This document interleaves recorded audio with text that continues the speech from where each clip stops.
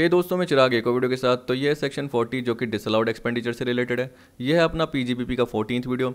इनसे पहले की वीडियोज में मैंने आपको नॉर्मली सेक्शन 30 से लेकर 37 सबसेक्शन 1 के छोटे छोटे वीडियोस कवर कराए।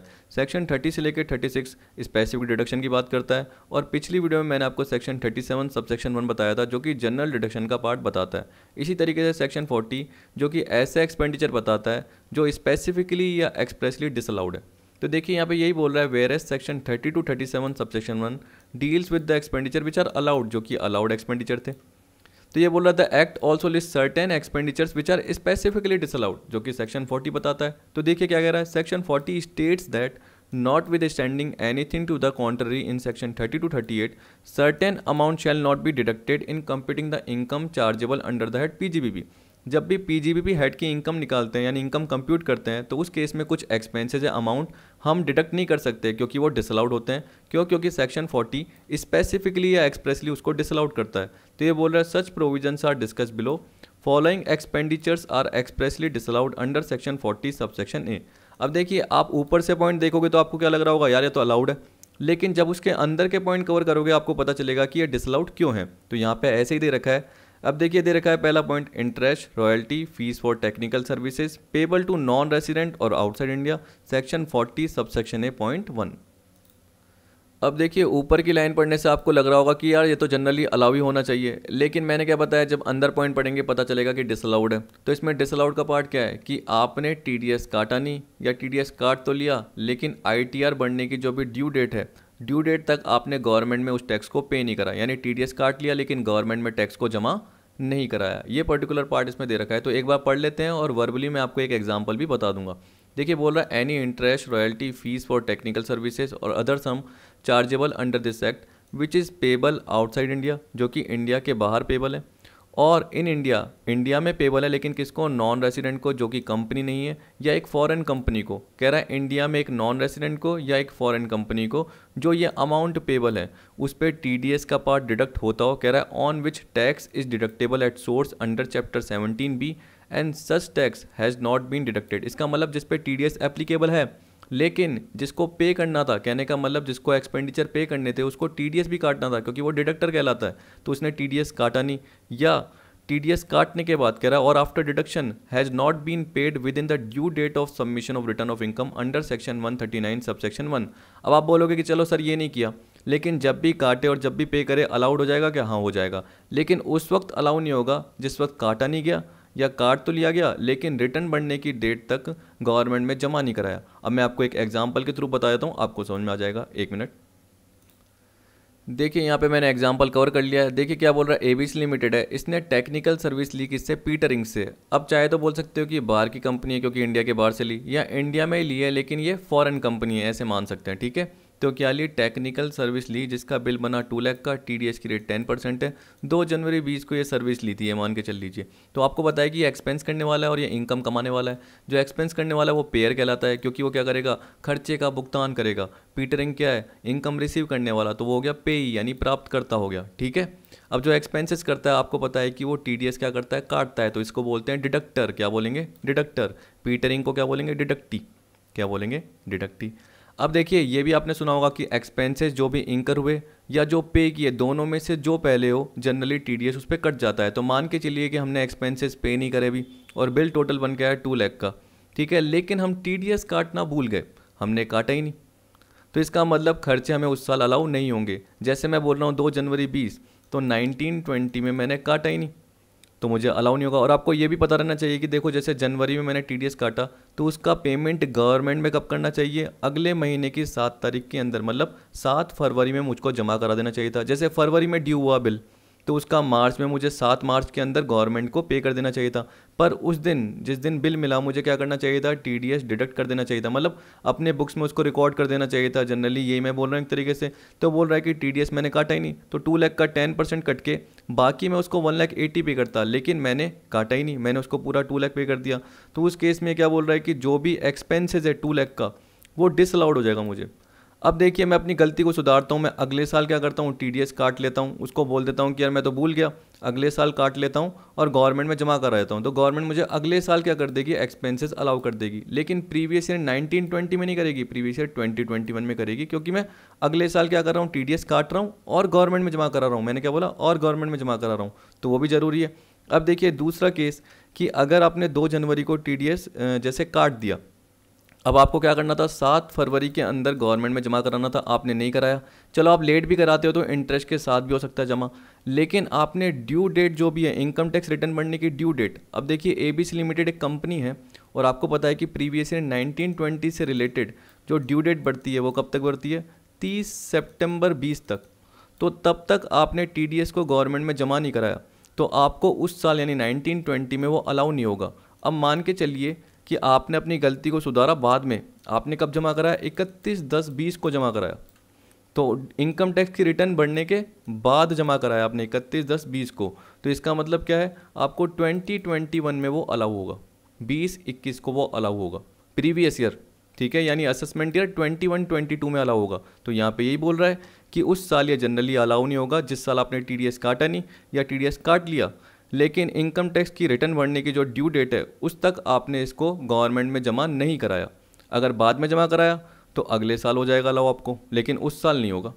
तो यहाँ पे टैक्स पॉइंट में यही बोल रखा है, where in respect of any such sum, यानी वही interest, royalty, fee for technical service की बात कर रहा है, tax has been deducted in any subsequent year और has been deducted during the previous year, previous year deduct तो कर लिया but paid after the due date of submission of return of income under section 139 subsection 1, मतलब income tax की return बढ़ने के बाद government में पे किया है, such sum shall be allowed as a deduction in computing the income of the previous year in which such tax has been paid. मैंने क्या बताया, जब गवर्नमेंट में जमा कराया तब वो अलाउ होगा। तो इसका मतलब क्या, अगर आपने 31/10/20 को गवर्नमेंट में जमा कराया तो इसका मतलब आपको वो 2021 में अलाउड होगा, न कि 1920 में। तो प्रीवियस ईयर 1920 में नहीं होगा, प्रीवियस ईयर 2021 में अलाउड हो जाएगा।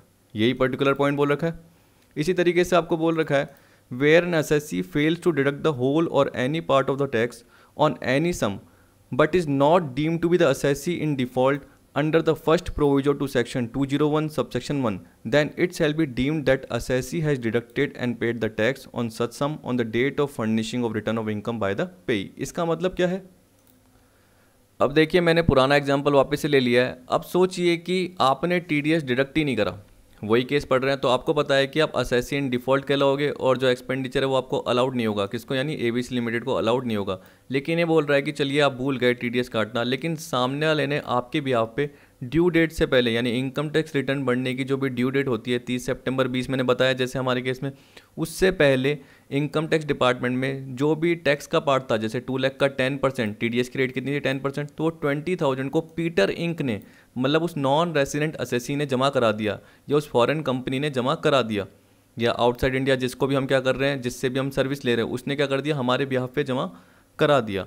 तो उस केस में हम असेसी इन डिफ़ॉल्ट नहीं माने जाएंगे और ऐसा माना जाएगा कि हमने ही डिडक्ट किया और हमने ही पे कर दिया। इसका मतलब ABC limited assessee in default नहीं माना जाएगा। तो देखिए यहाँ पे बोल रहा है, then it shall be deemed that assessee has deducted and paid the tax on such sum on the date of furnishing of return of income by the payee. Payee का मतलब क्या होता है, प्राप्तकर्ता। यहाँ पे प्राप्तकर्ता कौन था, यहाँ पे था अपना पीटर इंक। कौन था, पीटर इंक।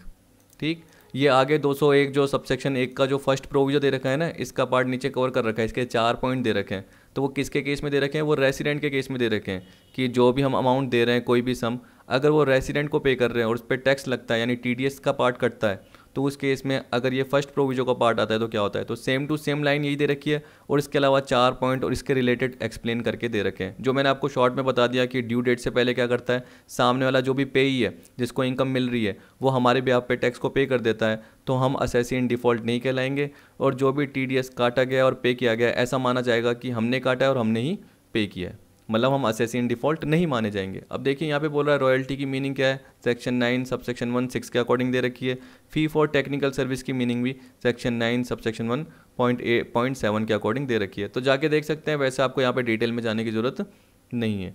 अब देखिए बी पॉइंट में क्या बोल रखा है, आपने ए पॉइंट तो पढ़ लिया। अब देखिए बोल रहा है any sum payable to a resident. अभी ऊपर क्या था, नॉन रेसिडेंट या ऐसी कंपनी जो फॉरेन कंपनी है या इंडिया के बाहर, लेकिन यहाँ पे क्या रहा है, any sum payable to a resident on which TDS provision is applicable. तो इसका मतलब ऐसी सारी इनकम की बात कर रहे हैं जिस पे जनरली TDS का पार्ट कटता है, किसके, सामने वाले की इनकम पे, और हमारे लिए एक्सपेंडिचर होता है तो हमें TDS काटना पड़ता है, लेकिन हमने काटा नहीं या हमने काट लिया, लेकिन इनकम टैक्स की रिटर्न की जो भी ड्यू डेट है भरने की, उसके उस दिन तक हमने क्या करा, उसको जमा नहीं कराया गवर्नमेंट में, तो क्या हो जाएगा, हमारे लिए डिसअलाउड हो जाएगा। लेकिन कितना डिसअलाउड होगा, तो देखिए ये बोल रहा है 30% of any sum payable to a resident on which tax is deductible at source under chapter 17B, मतलब 30% डिसअलाउड हो जाएगा, यानी 70% तो अलाउड होगा ही होगा और 30% डिसअलाउड हो जाएगा। अब देखिए अगर मैं अगले साल TDS काट देता हूँ और गवर्नमेंट में जमा करा देता हूँ, या जो TDS काटा हुआ था उसको गवर्नमेंट में जमा करा देता हूँ, जैसे मैंने अभी आपको एग्जांपल बताया कि 31 अक्टूबर 20 को मैं क्या करता हूँ,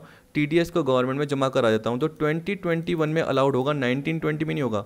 पर इस केस में क्या है, अगर जो सम आप रेसिडेंट को पे कर रहे हो तो 70% तो आपका 1920 में अलाउ हो जाएगा, ठीक है, लेकिन जो बाकी 30% पार्ट है वो आपका 2021 में अलाउड होगा। इसका मतलब क्या है कि 1920 प्रीवियस ईयर में आपका 30% डिसअलाउड होगा। कितना, 30% डिसअलाउड होगा, जो कि अगले साल अलाउ हो जाएगा क्योंकि आपने उसको अगले साल पे किया है, सीधी सी बात।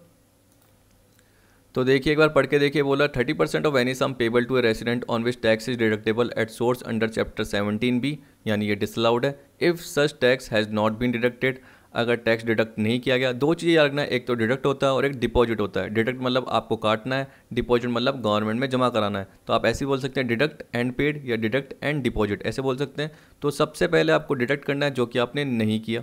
दूसरा, आपने डिडक्ट तो कर दिया, और मैं बोल रखा है ना, या आपने डिडक्ट तो कर दिया, लेकिन tax has not been paid on और before the due date of furnishing return of income, ठीक है, नॉर्मल पार्ट।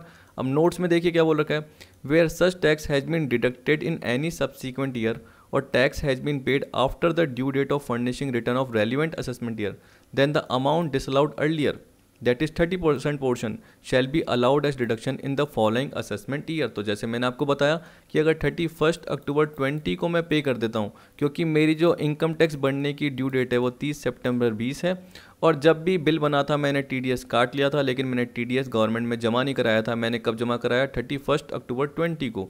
तो 1920 में मुझे 70% अलाउ हो जाएगा। बाकी जो 30% डिसअलाउड है एक्सपेंडिचर, वो कब होगा, 2021 में होगा। तो जनरली इसमें यही बात कह रहा है, किस वाले पॉइंट में, यही सिंपल सा पार्ट है।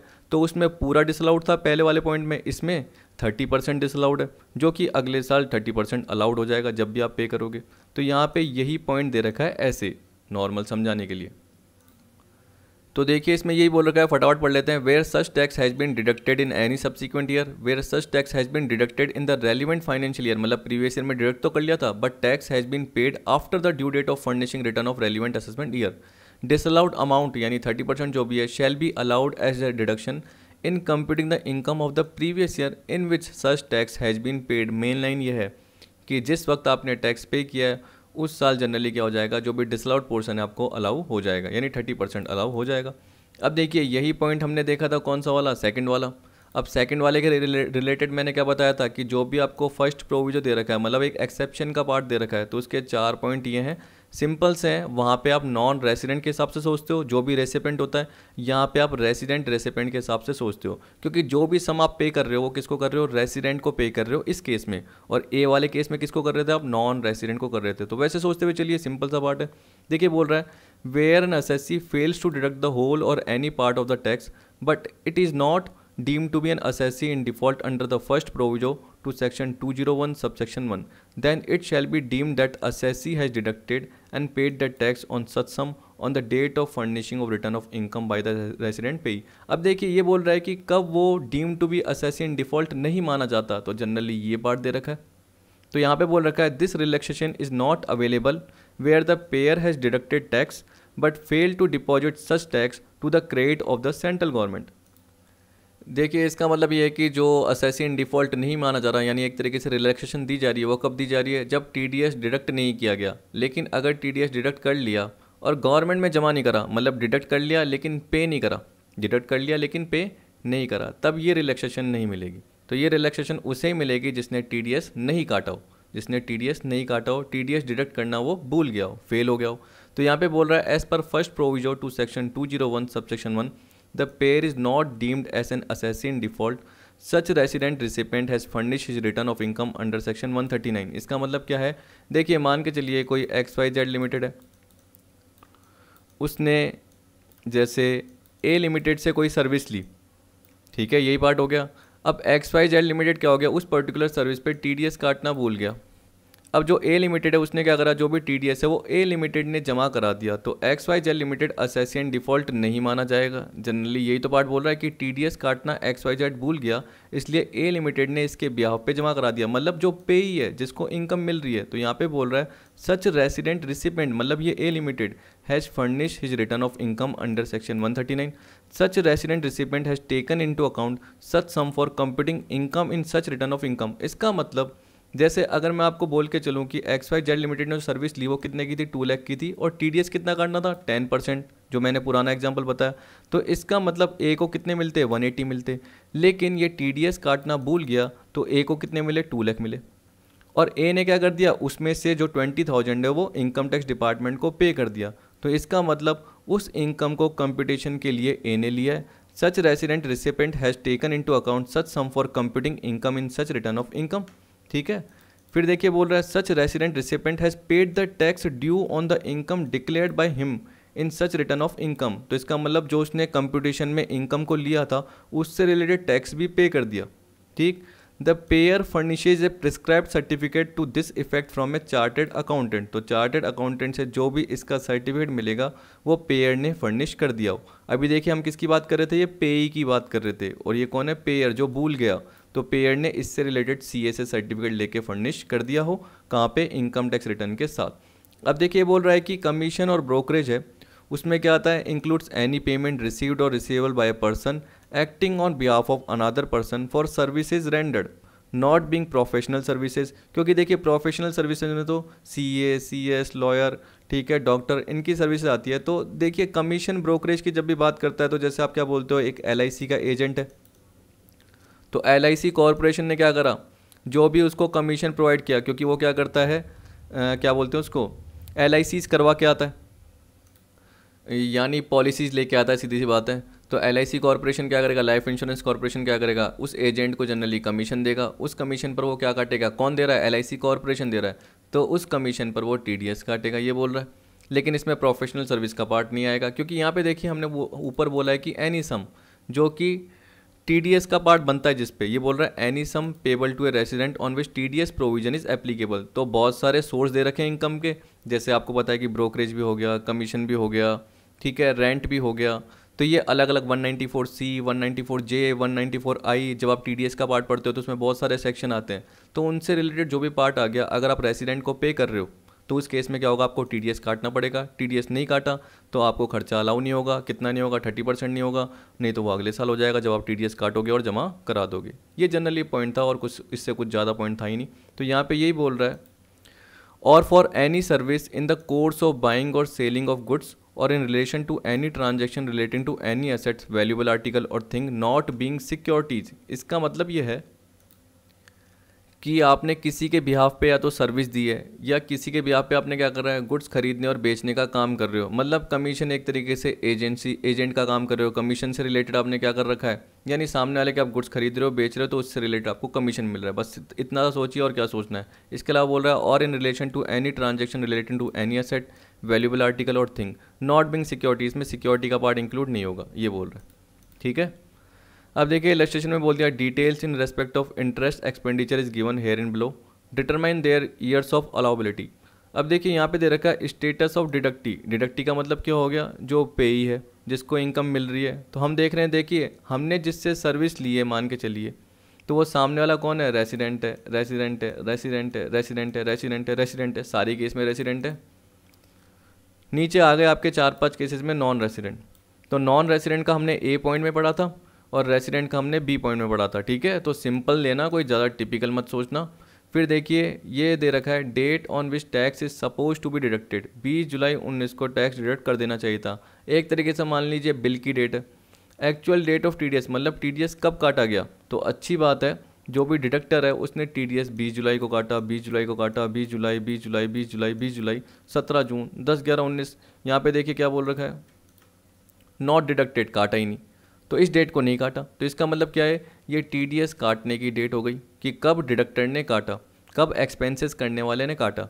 Due date of depositing TDS, अब आपको मैंने क्या बताया था, जैसे जुलाई का अगस्त में, अगस्त का सितंबर को, कितने दिन के अंदर, 7 दिन के अंदर। तो देखिए 7 अगस्त 19 को ड्यू डेट थी, 7 अगस्त 19 को थी, 7 अगस्त 19 को, लेकिन एक्चुअल में कब जमा कराया, जो भी एक्सपेंस डिडक्ट करने वाला है, जिसने ये एक्सपेंसेस डिडक्ट किए हैं TDS के, तो उसको जमा कब कराया, 7 अगस्त को, 2 सितंबर को, 3 अप्रैल 20 को, 30 जून 20 को, ऐसे दे रखा है। अब ये अलाउ होगा या नहीं होगा आपको ये देखना है। तो क्वेश्चन का पार्ट आपका यहाँ तक का था, आंसर बस आपका ये है, तभी मैंने थोड़ा टाइम लगाया। अब पढ़ लेते हैं एक एक करके। देखिए अब आपको जल्दी जल्दी सोचना है। डिडक्टी का स्टेटस है रेसिडेंट। अब हम क्या बोल रहे हैं कि 20 जुलाई 19 को TDS क्या करा है, काटा गया है, और जमा कब कराया है, 7 अगस्त 19 को। इसका मतलब 19-20 को अलाउबल हो जाएगा, 100% अलाउबल हो जाएगा। कब, प्रीवियस ईयर 1920 में, यानी असेसमेंट ईयर 2021 में। देखिए जुलाई 19 को काटा और सितंबर 19 को क्या कर दिया, जमा करा दिया। तो इसका मतलब क्या है, उसी डेट में 19-20 के अंदर ही है। अब आप बोलोगे सर जैसे ड्यू डेट ये 7 अगस्त है और ये 2 सितंबर को जमा करा रहा है, तो इस पे इंटरेस्ट ही नहीं लगेगा। हाँ लगेगा, क्योंकि वो लेट कर रहा है ना, तो इनकम टैक्स डिपार्टमेंट तो पेनल्टी के फॉर्म में लेगा ही लेगा, इंटरेस्ट तो लेगा। तो उसको छोड़िए, हमें उसको नहीं देखना। हम क्या देख रहे हैं कि जो भी खर्चा हुआ है, जो भी हमारा खर्चा हुआ है, क्योंकि हम किसकी बात कर रहे हैं कि जो भी हमने सर्विस ली, किससे ली, सामने वाले रेसिडेंट से सर्विस ली, तो उसमें अगर हमने जो भी TDS काटा है और उसको जमा करा दिया है, तो हमने उसी साल के अंदर, या हम बोल सकते हैं कि इनकम टैक्स की रिटर्न की जो भी ड्यू डेट है उससे पहले ही हमने TDS को जमा करा दिया है, जो कि 2 सितंबर 19 है। तो हमें पता है कि 19-20 की जो भी ड्यू डेट होती है रिटर्न भरने की, वो क्या होगी, 30 सितंबर की होगी कंपनी के केस में। यहाँ पे कहीं दे रखा है कि ऊपर जो पर्सन क्या है, कंपनी है, नहीं है, यहाँ पे कहीं दे नहीं रखा। तो देख लेंगे आगे क्वेश्चन में किस तरीके से आंसर दे रखा है, हमें पता चल जाएगा। ठीक है, और अभी तो काटा, जो भी TDS काटा है और जो जमा कराया वो तो सेम ही ईयर में है, तो इस केस में हम क्या बोलेंगे, 100% अलाउड है। तो सेकंड में भी ठीक है। थर्ड में देखिए क्या बोल रहा है, 20 जुलाई 19 को TDS काटा और 3 अप्रैल 20 को क्या करा, जमा कराया। वैसे तो ड्यू डेट क्या थी, 7 अगस्त 19 की, लेकिन कब जमा कराया, 3 अप्रैल 20 को। तो आपको पता है कि 19-20 की हम बात कर रहे हैं, और मैंने आपको क्या बताया था कि जो भी ड्यू डेट है। अब चलिए देखिए, अगर इंडिविजुअल की बात करते हैं कि जो एक्सपेंसेस करने वाला है वो इंडिविजुअल है, तो उसकी डेट क्या होती है, ड्यू डेट रिटर्न भरने की आपको पता है 31 जुलाई। तो देखिए 31 जुलाई हो, या कंपनी की बात करते हैं तो 30 सितंबर बोलते हो, आप यही बोलते हो। तो आप देख सकते हो 3 अप्रैल 20 को वो क्या कर रहा है, TDS को गवर्नमेंट में जमा करा रहा है। तो अच्छी बात है, चाहे वो इंडिविजुअल हो तब भी 31 जुलाई के अंदर आ रहा है, चाहे कंपनी हो तब भी 30 सितंबर के अंदर आ रहा है, तब भी हम क्या बोलेंगे, 100% अलाउबल है। क्योंकि क्वेश्चन में हमें सफिशिएंट इन्फॉर्मेशन नहीं दे रखी कि वो इंडिविजुअल पर्सन है या कंपनी है, फिर भी मैंने सोच के चल लिया। देखिए 3 अप्रैल 20 है, जो कि इसके अंदर ही आ रहा है, सीधी बात है। रेसिडेंट देखिए अब इसमें क्या बोल रहा है, 20 जुलाई 19, 7 अगस्त 19 ड्यू डेट है जमा कराने की TDS को, 30 जून 20 को कराया। अब देखिए ये भी इसके अंदर आ रहा है, तो 100% अलाउड है। अब देखिए 20 जुलाई 19, यहाँ पे बोल रहा है 12-12-20। अभी मैंने क्या बताया था, 31 जुलाई या 30 सितंबर के अकॉर्डिंग देख रहे हैं, तो इसने जानबूझ के डेट ही क्या कर दी, और दूर दे दी। अच्छी बात है, दे दी। तो चाहे इंडिविजुअल हो चाहे कंपनी हो, उसके लिए 70% ही अलाउड होगा, 30% डिसअलाउड हो जाएगा। तो यहाँ पे बोल रहा है 30% of such sum shall be disallowed. क्यों? क्योंकि देखिए TDS तो उसी साल काटा गया। आप बोल सकते हैं कि जिस वक्त बिल बना था उसी वक्त TDS काट दिया गया, लेकिन जो जमा कराया गया है वो ड्यू डेट के बाद, इनकम टैक्स की रिटर्न बनने की जो भी ड्यू डेट है उसके बाद जमा कराया गया है, 12-12-20 को। 30 सितंबर या 31 जुलाई के अंदर नहीं कराया, तो इसका मतलब क्या हो गया, 30% डिसअलाउड हो जाएगा। 70% shall be allowed, 30% of such sum shall be disallowed in the assessment year 2021। लेकिन वो कब अलाउड हो जाएगा, 21-22 में, क्योंकि आपको पता है कि ड्यू डेट के बाद जमा कराया है, जो कि अगले साल का पार्ट आता है। अगला साल क्या है, 2021, प्रीवियस ईयर के अकॉर्डिंग। तो असेसमेंट ईयर के अकॉर्डिंग क्या होगा, 21-22। ठीक है, अब देखिए इस वाले पार्ट में क्या दे रखा है। अब देखिए मैं सिर्फ क्या करूँगा, एक तो ये देखूंगा और एक यही देखूंगा। आप देखना कि ये जनरली क्या है, मैंने TDS कब काटा है और ये कब जमा कराया है। तो काटा कब है, 20 जुलाई 19 को। आपको पता है कि जो ड्यू डेट थी वो यही थी, तो इसका मतलब बिल्कुल सही किया। लेकिन अब देखिए जमा कराने की डेट थी, उससे कोई फ़र्क नहीं पड़ता, क्योंकि आपको पता है कि इनकम टैक्स की जो भी रिटर्न भरने की ड्यू डेट है उस दिन या उससे पहले जमा करा दो, तो आपको पूरा का पूरा एक्सपेंडिचर अलाउड हो जाएगा। लेकिन आपने बाद में कराया तो अगले साल होगा। लेकिन यहाँ पे देखिए क्या करा है, आप सोचिए 1920 कब तक आता है, 31 मार्च 20 तक। उसके बाद 2021 31 मार्च 21 तक। ये कब कराया है, 3 अप्रैल 21 को। तो इसका मतलब क्या हुआ, TDS काट लिया लेकिन जमा कराया बाद में बिल्कुल लेट। तो इसका मतलब 70% तो आपका कब अलाउ हो जाएगा, 1920 प्रीवियस ईयर में। मतलब 70% जो आपको अलाउड हो जाएगा वो असेसमेंट ईयर 2021 में। प्रीवियस ईयर 1920 है यानी असेसमेंट ईयर 2021 में। लेकिन जो 30% डिसअलाउड हुआ है वो आपको कब होगा। अब देखिए प्रीवियस ईयर 1920 का तो पार्ट हो गया, आपको जो 30% था वो 2021 में होता, लेकिन 3 अप्रैल 21 को आपने क्या करा है, TDS जमा कराया गवर्नमेंट में। तो इसका मतलब 21-22 प्रीवियस ईयर को होगा। 21-22 प्रीवियस ईयर को 30% अलाउ होगा। इसका मतलब असेसमेंट ईयर है 22-23। तो यहाँ पे बोल रखा है 30% of such sum shall be disallowed in the assessment year 2020-21 but allowed in the assessment year 22-23, यानी 2 साल के गैप के बाद, एक तरीके से ऐसे बोल रहा है। फिर देखिए अगले में क्या बोल रहा है, रेसिडेंट है 17 जून 19 को। जनरली क्या है, TDS का जो भी पार्ट था वो ड्यू हुआ था काटने का और 17 जून को ही काटा, बिल्कुल ठीक है। अब अगले महीने की 7 तारीख के अंदर जमा कराना था लेकिन जमा ही नहीं कराया। इसका मतलब 30% क्या है, डिसअलाउड है और 70% अलाउड है। क्योंकि जो डिडक्टी है वो कौन है, रेसिडेंट है। जो इनकम रिसीव कर रहा है वो कौन है, रेसिडेंट। जिसने सर्विस दी वो कौन है, रेसिडेंट है। अब आप बोलोगे कि सर 70% तो अलाउड हो गया लेकिन 30% अलाउड नहीं हुआ, तो वो कब अलाउड होगा, क्योंकि वो तो डिसअलाउड है। देखिए यहाँ पे बोला नॉट डिपॉजिटेड, हमें क्वेश्चन में थोड़ी बोल रखा है जमा कब कराया, जब जमा कराएगा तब अलाउड हो जाएगा। तो यहाँ पे यही बोल रखा है कि 30% of such sum shall be disallowed in the assessment year 2021 but allowed in the assessment year relevant to the previous year in which tax is paid। तो जिस साल क्या करेगा वो टैक्स पे कर देगा उस साल अलाउड हो जाएगा, सीधी सी बात। नॉन रेसिडेंट आ गया। देखिए 20 जुलाई की बात कर रहा है और आपको पता है कि 7 अगस्त की क्या है, TDS जमा कराने की, गवर्नमेंट में डिपॉजिट कराने की डेट है और 7 अगस्त को ही जमा करा दिया, 100% अलाउड है। 20 जुलाई 19, 2 सितंबर 19 को चाहे थोड़ा लेट जमा कराया, इंटरेस्ट लग जाएगा लेकिन पूरा एक्सपेंडिचर हमें अलाउड हो जाएगा, 100% अलाउड। 20 जुलाई 19, 3 जुलाई 20, क्या हो गया, 3 जुलाई 20। तो आप देख सकते हो कि अगर मैं 31 जुलाई बोलता हूँ इंडिविजुअल के फॉर्म में और कंपनी के फॉर्म में बोलता हूँ कि 30 सितंबर, तो उसके अंदर ही आ रहा है, तो 100% अलाउड हो गया। अब देखिए यहाँ बोल रहा है 16 फरवरी 20 का पार्ट है कि TDS काटा। ऐसे मान के चलिए कि मैंने नॉन रेसिडेंट से सर्विस ली थी 16 फरवरी 20 की, बिल बना, उस पर जो TDS तो मैंने काट लिया। अब मुझे जमा कराना था 7 मार्च को, अगले महीने की 7 तारीख को, लेकिन मैंने कब जमा कराया, ड्यू डेट जो इनकम टैक्स की रिटर्न है वो निकल गई थी उसके बाद। तो इसका मतलब काट तो लिया लेकिन जमा नहीं कराया। तो 100% पूरा का पूरा, क्योंकि देखिए रेसिडेंट के केस में 30% डिसअलाउड होता है, 70% अलाउड होता है, लेकिन नॉन रेसिडेंट के केस में पूरा 100% ही डिसअलाउड होता है। और आपने 10, 12, 20 को क्या करा, TDS को जमा कराया है, तो इस केस में ये 2021 प्रीवियस ईयर मतलब असेसमेंट ईयर 21-22 को अलाउ हो जाएगा। तो यहाँ पे ये बोल रहा है 100% of such sum shall be disallowed in the previous year 1920 यानी assessment year 2021 but allowed in the previous year 2021 यानी असेसमेंट ईयर 21-22। ऐसे करके सोचना है, सिंपल सा पार्ट।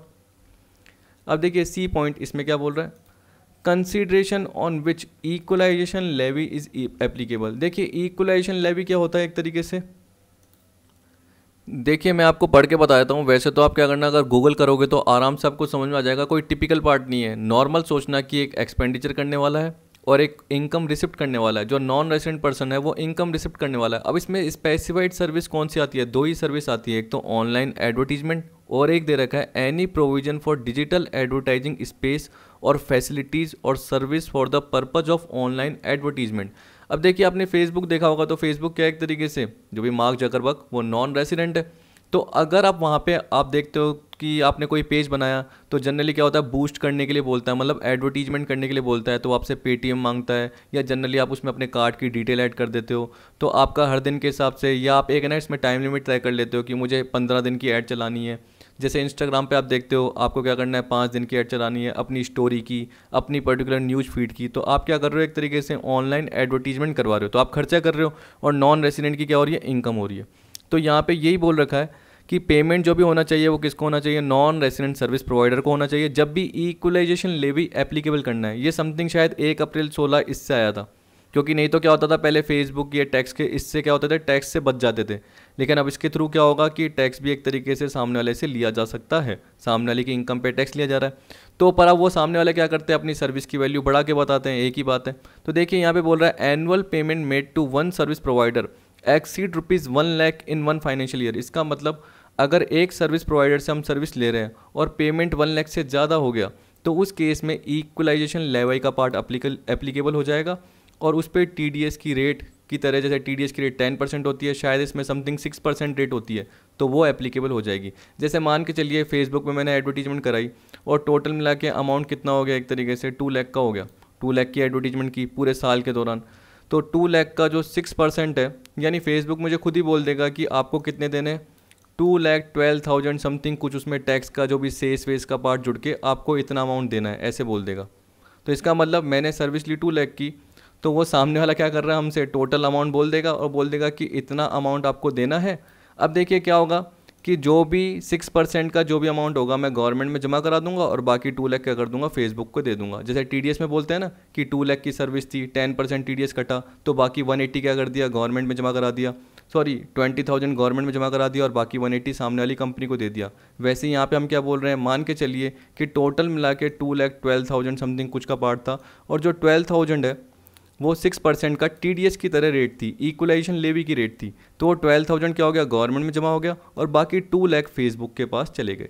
तो ये बोल दिया कि अगर इसको डिडक्ट नहीं किया गया, जैसे TDS को काटते हैं वैसे ही इसको नहीं काटा गया, तो उस केस में क्या होगा, वही एक्सपेंडिचर अलाउ नहीं होगा। तो ये बोल रहा है any consideration paid or payable to a non resident for a specified service on which equalization levy is deductible and such levy has not been deducted, same ऊपर की तरह, or after deduction has not been paid on or before the due date of furnishing return of income. Tax point, where in respect of any such consideration the equalization levy has been deducted in any subsequent year, देखिए वही बोल रहा है, और has been deducted during the previous year, काट तो दिया गया लेकिन जो पे किया गया है वो इनकम टैक्स की जो रिटर्न है उसकी ड्यू डेट बढ़ने के बाद में किया है, यानी उसकी ड्यू डेट के बाद किया है, but paid after the due date of furnishing return of income. Such sum shall be allowed as deduction in computing the income of previous year in which such levy has been paid. अब देखिए बस याद रखना, TDS की जगह equalisation levy का part आ गया और सारा पार्ट सेम है, जैसे हमने A केस में पढ़ा था same to same C case में भी वैसा ही है।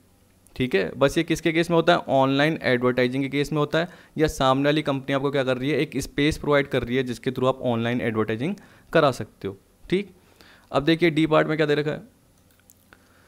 अब देखो बेसिक पार्ट है, आपको बताया था मैंने इनकम टैक्स वैसे भी क्या होता है, अलाउड नहीं होता, तो यहाँ पे क्या बोल दिया, इनकम टैक्स इंडियन और foreign, section 40 subsection A.2, even income tax paid by the assessee on income of predecessor is not deductible. इसका मतलब कोई सक्सेसर है वो प्रीडिसेसर की इनकम पर, यानी असेसी कौन है, सक्सेसर है, और प्रीडिसेसर की इनकम पर अगर इनकम टैक्स पे करता है तो वो भी डिडक्टेबल नहीं होगा। लेकिन यहाँ पे क्या बोल दिया, प्रोफेशनल टैक्स जो भी होगा वो एक्सपेंडिचर के फॉर्म में अलाउ होगा, क्योंकि यहाँ पे सर्कुलर इशू कर दिया गया था। वेल्थ टैक्स जनरली अलाउड नहीं होता, तो इसलिए ई पॉइंट दे रखा है और उसका कुछ भी डिटेल नहीं दे रखी, इसका मतलब वेल्थ टैक्स अलाउड नहीं है। F, royalty, licence fees etcetera payable by state government undertaking.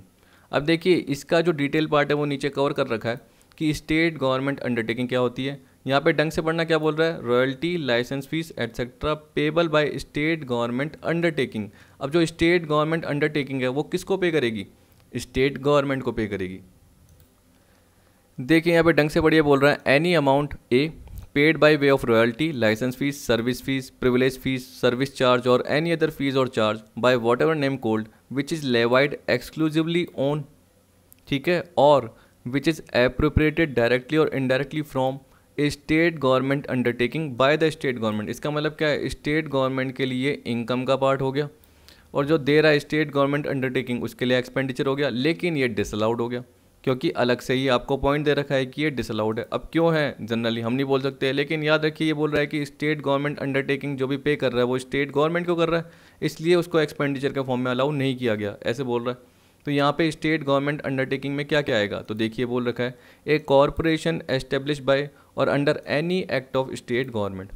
तो ये बोल रहा है कि स्टेट गवर्नमेंट ने उसको एस्टेब्लिश किया है या किसी एक्ट के थ्रू, स्टेट गवर्नमेंट के एक्ट के थ्रू एस्टेब्लिश हुआ है। फिर दूसरा क्या बोल दिया, एक company in which more than 50% of paid up equity share capital is held by state government, ये तो नॉर्मल सबको ही पता रहता है, ऐसे रहती है।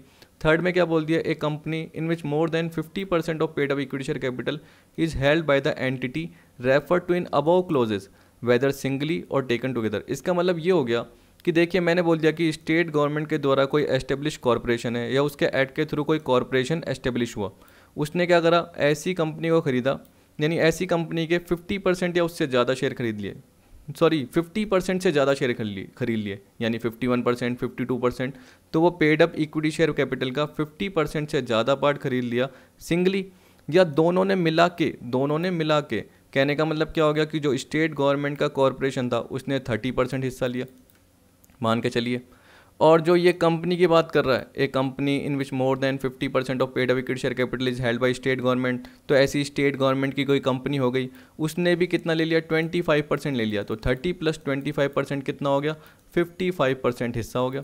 जिसमें 55% हिस्सा हुआ वो स्टेट गवर्नमेंट की अंडरटेकिंग बन गई। तो यहाँ पे बोल रहा है whether singly or taken together. फिर फोर्थ में क्या बोल रखा है, ए company or corporation in which the state government has the right to appoint the majority of the directors or to control the management or policy decision. Normal part है, directly or indirectly including by virtue of its share holding or management rights. अब देखिए directly indirectly का मतलब क्या होता है, वही जैसे होल्डिंग सब्सिडरी इसकी बात करता है ना। तो जैसे स्टेट गवर्नमेंट कोई भी है, उसने क्या कर रखा है, किसी स्टेट गवर्नमेंट अंडरटेकिंग को ले रखा है, जैसे कोई कंपनी है उसके 50% से ज़्यादा शेयर होल्ड करके रखे हुए हैं, और उस कंपनी ने किसी और कंपनी को भी ले रखा है, तो डायरेक्टली या इनडायरेक्टली क्या करती है, मैनेजमेंट में कंट्रोल करती है, पॉलिसी डिसीजन को क्या करती है, कंट्रोल करती है, मेजोरिटी ऑफ डायरेक्टर्स को क्या करती है, अपॉइंट करती है, including by virtue of share holding or management right. कोई से भी राइट हो मैनेजमेंट से रिलेटेड, या शेयर होल्डिंग के फॉर्म में हो, या शेयर होल्डर एग्रीमेंट हो, या वोटिंग एग्रीमेंट हो, या किसी भी अदर मैनर में क्या कर रही है, वो जिस भी कंपनी या कॉरपोरेशन को कंट्रोल कर रही है, मैनेज कर रही है, पॉलिसी में पार्टिसिपेट कर रही है, मेजॉरिटी ऑफ डायरेक्टर्स को अपॉइंट कर रही है, तो वो कंपनी या कॉरपोरेशन स्टेट गवर्नमेंट अंडरटेकिंग हो गई। अब देखिए लास्ट में क्या बोल रहा है, एन ऑथोरिटी, ए बोर्ड और an institution or a body established or constituted by or under any act of the state government और owned और controlled by state government। तो कोई भी अथॉरिटी हो गई, कोई भी बोर्ड हो गया, कोई भी इंस्टीट्यूशन हो गया, कोई भी बॉडी हो गई जो कि स्टेट गवर्नमेंट के किसी एक्ट के थ्रू एस्टेब्लिश हुई है, ठीक है, या बोल रहा है कि स्टेट गवर्नमेंट के थ्रू ओन्ड या कंट्रोल की जा रही है। अब देखिए यहाँ पे बोल रखा है जी पॉइंट में, any payment which is chargeable under the head salary if it is payable outside India, or यहाँ पे क्या बोल दिया, to a non resident, and if the tax has not been paid in India there are not deducted therefrom. इसका मतलब क्या है, देखिए इसका मतलब है कि यहाँ पे कोई एम्प्लॉयर है, यहाँ पे कोई बिजनेस है, जनरली वो क्या कर रहा है, किसी भी एम्प्लॉय को सैलरी पे कर रहा है जो कि क्या है, नॉन रेसिडेंट है या इंडिया के बाहर है। कह रहा है if it is payable outside India और टू ए नॉन रेसिडेंट, तो उस पर जो भी TDS होता है, उस पर जो भी TDS कटता है, तो वो अगर TDS इंडिया में जमा नहीं कराया या काटा ही नहीं गया, कह रहा है डिडक्ट नहीं किया गया, या डिडक्ट कर दिया लेकिन पे नहीं करा, तो उस केस में क्या हो जाएगा, वो डिसअलाउड एक्सपेंडिचर हो जाएगा। तो जैसे हमने ऊपर पढ़ा उसका शॉर्ट पॉइंट है, ज़्यादा टिपिकल नहीं है। फिर देखिए बोल रहा है लास्ट 2 पॉइंट बचे हुए हैं, कह रहा है any payment to a provident fund और any other fund establish for the benefit of employees of the assessee in respect of whom the assessee has not made effective arrangement to secure that tax shall be deducted at source from any payment made from the fund which are taxable under the head salaries। देखिए इसमें generally बोल रहा है कि जैसे PF में क्या होता है, कंट्रीब्यूशन होता है, एम्प्लॉयर भी करता है और एम्प्लॉय भी क्या करता है, अपनी सैलरी का करता है। तो ये बोल रहा है कि जो भी पेमेंट प्रोविडेंट फंड में या किसी भी फंड में किया गया है जो कि एम्प्लॉय के बेनिफिट के लिए होता है, तो असेसी ने अगर उसमें इफेक्टिव अरेंजमेंट नहीं करा कि सिक्योर किया जा सके कि जो भी टैक्स है उसको डिडक्ट करना है अगर पेमेंट फंड में से किया जाता है। इसका मतलब क्या हो गया, जो भी कंट्रीब्यूशन फंड में हो रहा है वो बाद में किसको मिलेगा, वो एम्प्लॉयज़ को ही मिलेगा। जब एम्प्लॉय को मिलता है तो आपको पता है कि वो सैलरी के फॉर्म में एक तरीके से मिल रहा है, या आप कैसे भी कवर कर रहे हो तो वो इनकम फ्रॉम सैलरी का पार्ट आ रहा है। तो बोल रहा है कि उस पर TDS का पार्ट डिडक्ट होना चाहिए। अगर टैक्स का पार्ट ढंग से काटा नहीं गया तो वो आपके लिए अलाउड नहीं होगा। कहने का मतलब जो भी आपने प्रोविडेंट फंड के अकॉर्डिंग पैसा दिया है उसकी डिडक्शन आपको नहीं मिलेगी, क्योंकि आपने उस पर टैक्स ढंग से डिडक्ट नहीं किया। इसका मतलब एम्प्लॉय को जो भी अमाउंट मिला है उसमें से उस पर टैक्स का पार्ट भी ढंग से काटा जाना चाहिए। जो भी गलती होगी वो किसकी होगी, असेसी की, मतलब एम्प्लॉयर की गलती होगी। और एम्प्लॉयर को गलती का क्या हर्जाना भुगतना पड़ेगा, क्या खामियाजा भुगतना पड़ेगा, कि जो भी अमाउंट दिया है उसका एक्सपेंडिचर अलाउड नहीं होगा, वो डिडक्शन के फॉर्म में अलाउ नहीं होगा। यहाँ पे ये बोल रखा है। फिर लास्ट में बोल रखा है any tax on non monetary perquisite which is exempted in the hand of employee under section 10 subsection 10 CC actually paid by employer on behalf of employee. तो ये बोल रहा है कि जो भी non monetary perquisites employer employee को provide करता है तो उस पर जो भी टैक्स का पार्ट एम्प्लॉयर पे करता है। याद रखना नॉन मॉनेटरी परक्यूजिट्स पे जो टैक्स की बात कर रहा है वो किसके, एम्प्लॉय के हैंड में एग्जेम्प्ट है। लेकिन जो भी एम्प्लॉयर ने एक्चुअल अमाउंट पे किया है टैक्स का नॉन मॉनेटरी परक्यूजिट्स पे, वो एक तरीके से डिसअलाउड हो जाएगा, एक्सपेंडिचर के फॉर्म में अलाउड नहीं होगा। तो यहाँ पे बोल रहा है any tax on non monetary perquisite actually paid by employer on behalf of employee, employee के बिहाफ पे एम्प्लॉयर पे कर रहा है तो वह एम्प्लॉयर को अलाउ नहीं होगा। किसके अकॉर्डिंग? जो सेक्शन 40A सबसेक्शन 5 के अकॉर्डिंग। अब देखिए payment made to relative and excess or requirement का पार्ट है, तो मेरे हिसाब से क्या करेंगे, इसको अगली वीडियो में कवर करेंगे क्योंकि इसमें रिलेटिव पार्ट भी आएगा और रिलेटेड पर्सन का पार्ट आएगा। तो इतने सारे रिलेटेड पर्सन के पार्ट आएंगे, वो भी कवर कराने पड़ेंगे। इसके अलावा इसके बाद और प्रोविजन का पार्ट भी आएगा जो सेक्शन 40A सबसेक्शन 3 और 3A का पार्ट है। तो अगली वीडियो में ही कवर करेंगे। आई होप आपको आज की वीडियो पसंद आई होगी। तो वीडियो देखने के लिए थैंक यू।